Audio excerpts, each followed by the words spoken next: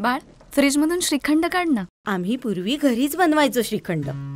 त्याची चवच वेगळी होती. आता काय सगळं रेडीमेड.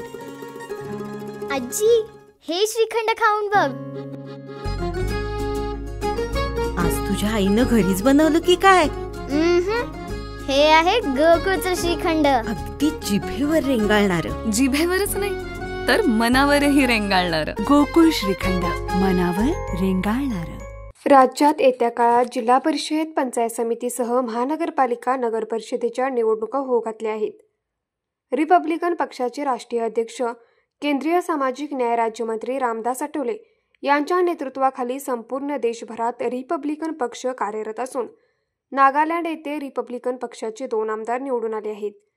रिपब्लिकन पक्ष हा महायुतीचा घटक पक्ष असून येत्या काळात रिपब्लिकन पक्षाचे राष्ट्रीय अध्यक्ष रामदास आठवले जे आदेश देतील तो प्रेमाने मानून कोल्हापूर जिल्ह्यासह महाराष्ट्रातील कार्यकर्ते कामाला लागले आहेत. मुंबई येथे सह्याद्री अतिथीगृह येथे रिपब्लिकन पक्षाचे राज्य संघटक सचिव प्राध्यापक शहाजी कांबळे यांच्या नेतृत्वाखाली तसेच महाराष्ट्र राज्य सचिव बी.के. कांबळे यांच्या दूरध्वनीवरून संपर्कानुसार कोल्हापूर जिल्ह्यातील रिपब्लिकन पक्षाचे शिष्टमंडळ कोल्हापूर जिल्ह्यात नवीन नेतृत्वाला संधी मिळावी या मागणीसाठी रामदास आठवले यांना भेटले.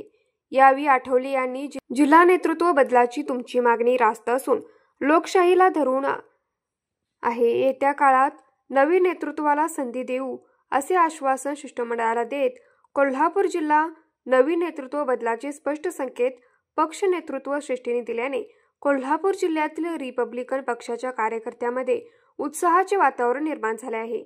यावेळी रिपब्लिकन पक्षाचे पश्चिम महाराष्ट्र उपाध्यक्ष कुमार कांबळे, रिपब्लिकन पक्षाचे जिल्हा उपाध्यक्ष दीपक भोसले, रिपब्लिकन पक्षाचे जिल्हा उपाध्यक्ष संजय जिरगे, रिपब्लिकन पक्षाचे ज्येष्ठ नेते किरण नामे, जिल्हा सचिव सतीश माळगे, रियाज सय्यद मिया, राधानगरीचे कुंडलिक कांबळे, होलार आघाडीचे जिल्हाध्यक्ष लक्ष्मण पारसे, ज्येष्ठ नेते राजू भणगे, प्रवीण आचरेकर, बाळासाहेब कांबळे, गणेश भोसले, रोहित कांबळे, अभिजित कांबळे, जबीउल्ला सय्यद, सिकंदर शेख यांच्यासह कार्यकर्ते उपस्थित होते.